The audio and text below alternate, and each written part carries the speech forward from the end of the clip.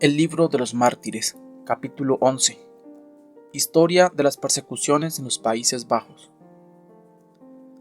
Habiéndose extendido con éxito la luz del Evangelio por los Países Bajos, el Papa instigó al emperador a iniciar una persecución contra los protestantes.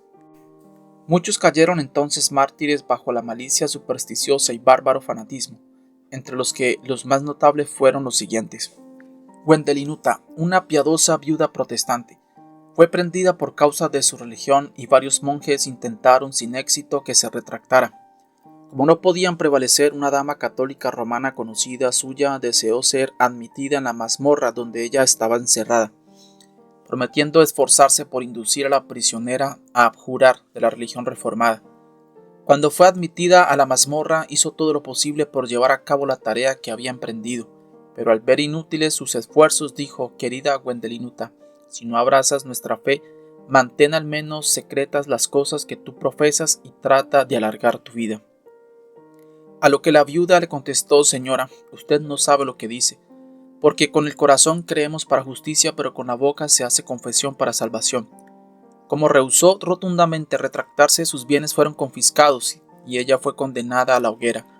En el lugar de la ejecución, un monje le presentó una cruz y la invitó a besarla y a adorar a Dios. A esto ella respondió: «No adoro yo a ningún dios de madera, sino al Dios eterno que está en el cielo». Entonces fue ejecutada, pero por mediación de la dama católica romana antes mencionada, le fue concedido el favor de ser estrangulada antes de ponerse fuego a la leña. 2 clérigos protestantes fueron quemados en Colem. Un comerciante en Amberes, llamado Nicolás, fue atado en un saco y echado al río y ahogado. Y Pistorius, un erudito estudiante, fue llevado al mercado de un pueblo holandés en una camisa de fuerza y allí lanzado a la hoguera. 16 protestantes fueron sentenciados a decapitación y se ordenó a un ministro protestante que asistiera a la ejecución. Este hombre llevó a cabo la función de su oficio con gran propiedad, exhortándolos al arrepentimiento, y les dio consolación en la misericordia de su Redentor. Tan pronto los 16 fueron decapitados, el magistrado le gritó al verdugo: «Te falta aún dar un golpe, verdugo. Debes decapitar al ministro. Nunca podrá morir en mejor momento que este, con tan buenos preceptos en su boca y unos ejemplos tan loables delante de él».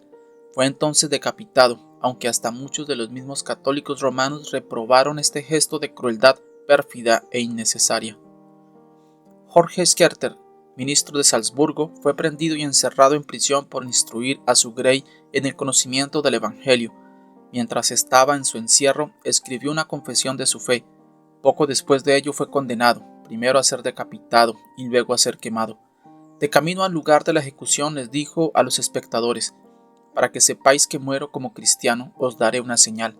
Y esto se verificó de una manera de lo más singular, porque después que le fuera cortada la cabeza, el cuerpo yació durante un cierto tiempo con el vientre abajo, pero se giró repentinamente sobre la espalda, con el pie derecho cruzado sobre el izquierdo, y también el brazo derecho sobre el izquierdo, y así quedó hasta que fue lanzado al fuego.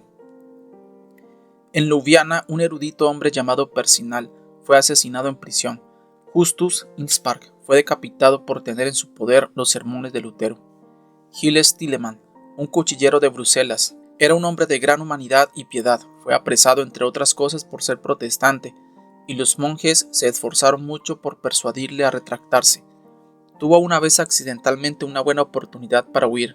Al preguntársele por qué no la había aprovechado, dijo: «No quería hacerle tanto daño a mis carceleros como les había sucedido si hubieran tenido que responder de mi ausencia si hubiera escapado».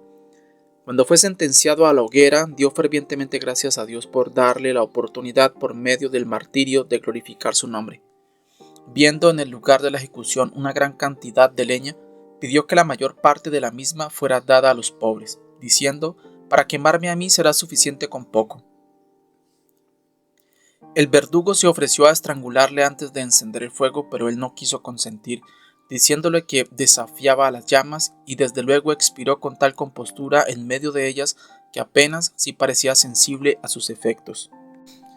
En el año 1543 y 1544, la persecución se abatió por Flandes de la manera más violenta y cruel.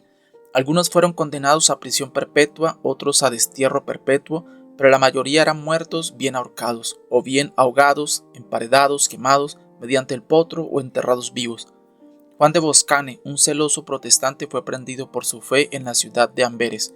En su juicio profesó firmemente ser de la religión reformada, lo que llevó a su inmediata condena, pero el magistrado temía ejecutarlo públicamente porque era popular debido a su gran generosidad y casi universalmente querido por su vida pacífica y piedad ejemplar.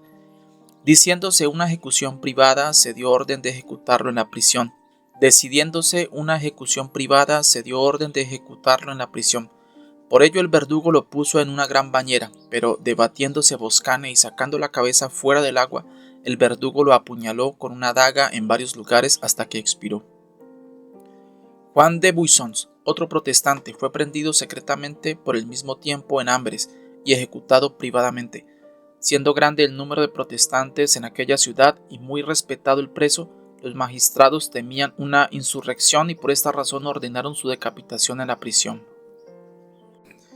En el año del Señor, en 1568, 3 personas fueron prendidas en Amberes, llamadas Scovland, Hughes y Comans. Durante su encierro se comportaron con gran fortaleza y ánimo, confesando que la mano de Dios se manifestaba en lo que les había sucedido e inclinándose ante el trono de su providencia. En una epístola a algunos dignatarios protestantes se expresaron con las siguientes palabras: por cuanto es la voluntad del Omnipotente que suframos por su nombre y que seamos perseguidos por causa de su evangelio, nos sometemos pacientemente y estamos gozosos por esta oportunidad, aunque la carne se rebele contra el espíritu y oiga al consejo de la vieja serpiente. Sin embargo, las verdades del evangelio impedirán que sea aceptado su consejo y Cristo aplastará la cabeza de la serpiente.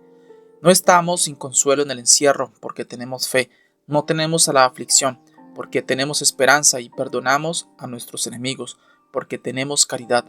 No tengáis temor por nosotros, estamos felices en el encierro gracias a las promesas de Dios. Nos gloriamos en nuestras cadenas y exultamos por ser considerados dignos de sufrir por causa de Cristo. No deseamos ser libertados, sino bendecidos con fortaleza. No pedimos libertad, sino el poder de la perseverancia, y no deseamos cambio alguno en nuestra condición, sino aquel que ponga una corona de martirio sobre nuestras cabezas. Scovland fue juzgado primero. Al persistir en la profesión de su fe, recibió la sentencia de muerte. Al volver a la cárcel, le pidió seriamente a su carcelero que no permitiera que le visitara ningún fraile. Dijo así: ningún bien me puede hacer, sino que pueden perturbarme mucho. Espero que mi salvación ya está sellada en el cielo y que la sangre de Cristo, en la que pongo mi firme confianza, me ha lavado de mis iniquidades. Voy ahora a echar de mí este ropaje de barro para ser revestido de un ropaje de gloria eterna, por cuyo celeste resplandor seré liberado de todos los errores.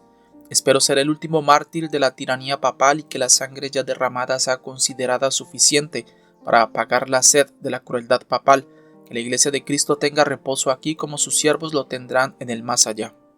El día de su ejecución se despidió patéticamente de sus compañeros de prisión. Atado en la estaca, oró fervientemente la oración del Señor y cantó el Salmo 40. Luego encomendó su alma a Dios y fue quemado vivo. Poco después, Hughes murió en prisión, y por esta circunstancia Comans escribió a sus amigos: estoy ahora privado de mis amigos y compañeros. Scovland ha sufrido martirio y Hughes ha muerto por la visitación del Señor, pero no estoy solo. Tengo conmigo al Dios de Abraham, de Isaac y de Jacob. Él es mi consuelo y será mi galardón. Orad a Dios que me fortalezca hasta el fin, por cuanto espero a cada momento ser liberado de esta tienda de barro. En su juicio confesó abiertamente ser de la religión reformada. Respondió con fortaleza varonil a cada una de las acusaciones que se le hacían, y demostró con el Evangelio lo escriturario de sus respuestas. El juez le dijo que las únicas alternativas eran la retractación o la muerte, y terminó diciendo: ¿morirás por la fe que profesas? A esto Comans replicó: no solo estoy dispuesto a morir, sino también a sufrir las torturas más crueles por ello. Después mi alma recibirá su confirmación de parte del mismo Dios en medio de la gloria eterna. Condenado, se dirigió lleno de ánimo al lugar de la ejecución y murió con la más varonil fortaleza y resignación cristiana. Guillermo de Nassau cayó víctima de la perfidia, asesinado a los 51 años de edad por Baltasar Gerard, natural de Franco Condado, en la provincia de Borgoña. Este asesino, con la esperanza de una recompensa aquí y en el más allá por matar a un enemigo del rey de España y de la religión católica, emprendió la acción de matar al príncipe de Orange, procurándose armas de fuego. Lo vigiló mientras pasaba a través del gran vestíbulo de su palacio hacia la comida y le pidió un pasaporte. La princesa de Orange, viendo que el asesino hablaba con una voz hueca y confusa, preguntó quién era, diciendo que no le gustaba su cara. El príncipe respondió que se trataba de alguien que pedía un pasaporte que le sería dado pronto. Nada más pasó antes de la comida, pero al volver el príncipe y la princesa por el mismo vestíbulo, terminada la comida, el asesino ocultó todo lo que podía tras uno de los pilares, disparó contra el príncipe, entrando las balas por el lado izquierdo y penetrando en el derecho, hiriendo en su trayectoria el estómago y órganos vitales. Al recibir las heridas, el príncipe solo dijo: «Señor, ten misericordia de mi alma y de esta pobre gente», y luego expiró inmediatamente. Las lamentaciones por la muerte del príncipe de Orange fueron generales por todas las provincias unidas, y el asesino que fue tomado de inmediato recibió la sentencia de ser muerto de la manera más ejemplar. Pero tal era su entusiasmo o necedad que cuando le desgarraban las carnes con tenazas al rojo vivo decía fríamente: «Si estuviera en libertad volvería a hacerlo».